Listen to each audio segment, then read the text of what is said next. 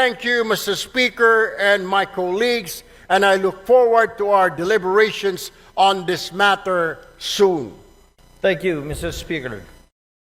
I would like to find out from the good congressman if you are a member of the Anti-Drugs Committee. No, I am not, my distinguished colleague. I am not a member of any committee right now since I am part of the deputy majority group, Mr. Speaker. And if you are a what were you again, Mr. Speaker? Deputy Majority Floor Leader, Mr. Speaker. Deputy Majority Floor Leader. I am very sure, Mr. Speaker, that you know very well that the Committee on Anti-Drugs is very active on RA 9165. I am aware, Mr. Speaker. Oh, you are aware, Mr. Speaker. Thank you. If you are aware, Mr. Speaker, then what was the purpose of the privileged speech? I don't know if my distinguished colleague was present when I was mentioning an amendment on Section 21 of RA 9165, particularly exempting the media from being signatories in drug-related operations, particularly on confiscated items, Mr. Speaker. All right. Thank you, Mr. Speaker. The reason why I wanted to ask the good gentleman is because, you know, RA 9165 was passed already in the last Congress. And during this Congress, it has also been amended.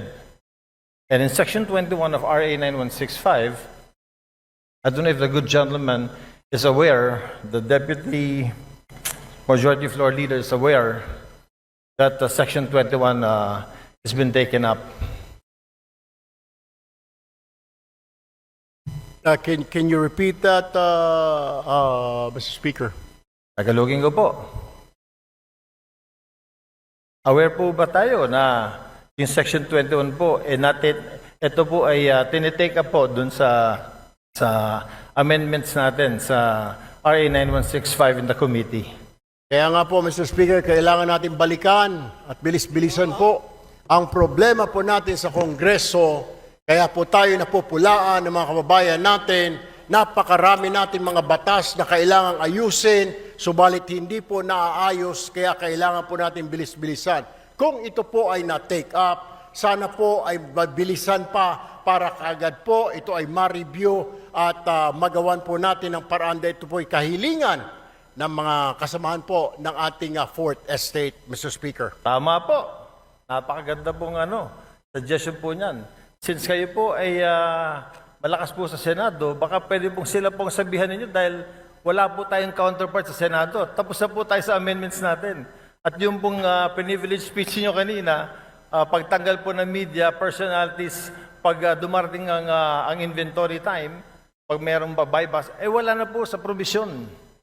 Pagdating ho natin doon, Mr. Speaker, we will do that. But for now, we really have to look into this, maybe push on and convince our counterparts in the Senate to pass this law immediately.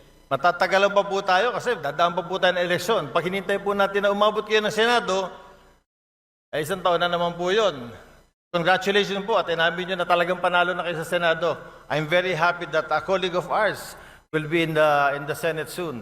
Pero ibabalik ko lang po, Mr. Senator, na ito pong hinihiling ninyo na tanggalin natin or i-amend natin sa Provision 21 of RA 9165, matagal na po naming tinabaho ito sa aming komite at tinanggal po talaga po namin to. Ang tanging hiling namin, katulad din ng hinihiling ninyo, sana nga po mapabilis natin ito sa Senado. Dahil sa Senado po, hindi ko alam, pero baka pwedeng kayo na po magsalita. Baka pwedeng kayo na mag-privilege speech, pakisabi na bilis-bilisan po para itong hinihiling natin na ma-amend itong Section 21 ay matapos na. Alam niyo ho, I will just have to correct my colleague. Hindi pa po ako senador, Your Honor. Ako po ay isang mambabatas, ako po ay isang representative, hindi pa po ako senador. Do, tumatakbo po ako senador, nais ko lamang po linawin na ako po ay isang congressman, Correct. ako po ay member ng ACT-CIS party list at hindi po ako senador. Baka ang inyo po ibig sabihin, yung aking po nakatatandang kahuya po, siya po yung senador. Pangalawa, kaya ako nga po pinapabilis-bilisan para marinig po tayo sa Senado. Nabilis-bilisan po nila dahil ito po ay hindi pa naman batas. Habang ito hindi pa po batas, ala hong saysay ang pagre-review, wala hong saysay ang pagtanggal ho natin ng section na yan, section 21, kung hindi pa naman po ito batas. What I am trying to point out, Mr. Speaker, I guess we have to do something about it.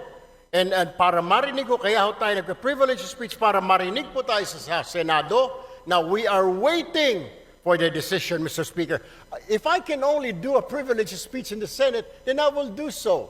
Unfortunately, I'm still here, a member of 19th Congress, Mr. Speaker. Salamat. Salamat, Mr. Congressman. Sinabi ko lang po yung sinabi niyo na gagawin niya pagdating niyo po sa Senate, inulit ko lang. But Mr. Congressman, we do something about it. We have done something about it. In the committee level, ito pong Section 21 na hinihiling ninyo ay wala na po. Alam niyo ho, Mr. Speaker, ito po ay nasa committee level. At tulad po ng sinasabi ko, kaya ko nga po I am pushing for it. Bilis-bilisan po natin. Marami po tayo mga batas na pending po ngayon. Hindi lang po itong 9165. Marami pong kailangang reviewin. Ang kailangan lang po natin ay bilisan po dahil ang taong bayan ay nag-aantay po. At hindi po tayong ika nga ay pwedeng manahimik o kaya mag-relax dahil po nakatingin po sa atin ang ating mga kababayan at gusto po nila na bilisan ang pagpasa, pag-review, whatever, ang ng mga batas po natin, Mr. Speaker. Therefore, Mr. Speaker, I think the correct manifestation should be, since the requested section is to be amended, and it has been replaced already, Mr. Speaker, is that the correct manifestation should be, we request that the Senate should fast-track this House version of RA 9165. That, I think, is the correct manifestation, Mr. Chair. I will take that, Mr. Speaker, but what I am saying is that the reason why I stood up today to remind not only our members here, but also our counterpart in the Senate, because I am sure they're also reviewing what we're doing here and watching us, to fast track. Kung meron man, kung nandyan na po sa kanilang mga kamay, na bilisan, because we cannot dictate them. We can only suggest, Mr. Speaker. We can only tell them and inform the public that we already did this. Tama po ang ating kasamahan na sinasabi niya pong ni-review na po yan, inalis na po yan, para malaman po ng taong bayan na wala na po yan, wala na sa kamay natin, yan po ay nasa kamay na ng Senado para bilis-bilisan po nila. And that is the purpose of my privileged speech this afternoon, Mr. Speaker, my dear colleague. Sir. Thank you, Mr. Speaker.